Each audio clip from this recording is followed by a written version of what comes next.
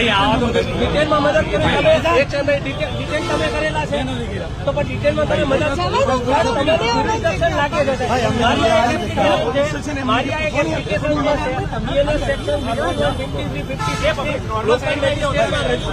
Medical કરાવે. અમને એવો ડર છે કે વચમાં ક્યાંક એમને થઈ જશે, એમને મારવામાં આવે એવો અમને ડર છે. સાહેબ આ એક એપ્લિકેશન છે અમારી રિસીવ કરીને આપો. અમને એરેસ્ટ મેમો નથી આપ્યો સાહેબ. આપણે આપી દેશે. ક્યારથી આપશે? ક્યાંથી આપશે? કયા પોલીસ સ્ટેશને લઈ જશે સાહેબ? બોટાદના ગુનામાં વોન્ટેડ છે ને બોટાદ વાળા લઈ. અરે પણ સાહેબ અહીંયા લોકલ જ્યુરિસ્ડિક્શન તો લાગે છે ને, અને એરેસ્ટ મેમો તો તમારે સ્થળ ઉપર આપવો પડે સાહેબ.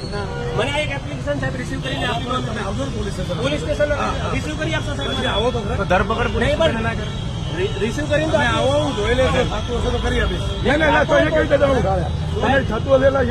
ભાઈ તમે અરેસ્ટ મેમો સાહેબ અરેસ્ટ પોલીસ મેન્યુઅલમાં લખેલું છે ને, જ્યાંથી અટકાયત કરો કે એરેસ્ટ મેમો આપવો પડે સાહેબ. પોલીસ વાળા સાહેબ પોલીસમાં આવી જાય. જવાબ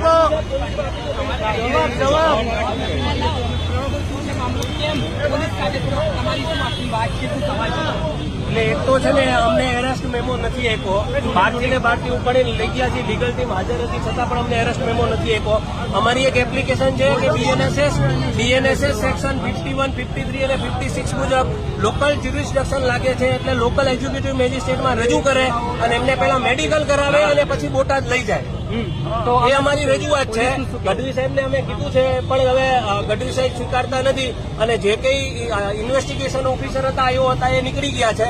અમને ખબર નથી કે ક્યાં લઈ ગયા છે. ભીતિ છે, શું આશંકા છે? અમને એવું લાગે છે કે ઘણા બધા ખેડૂતોને મારવામાં આવ્યો છે તો રાજુભાઈ અથવા તો પ્રવીણભાઈને કોઈ પોતાની જાનહાનિ ન થાય અથવા તેને ઇન્જરી ન થાય એના માટેનું આ પ્રિકોશન સ્ટેપ છે અમારો. પ્રવીણભાઈ તો પ્રણવભાઈ ક્યાં લઈ ગયા છે? કઈ જાણકારી અમને કોઈ જાણકારી નથી સાહેબ. અમને એરેસ્ટ મેમો નથી આપ્યો, અટકાયતની જાણ પણ નથી.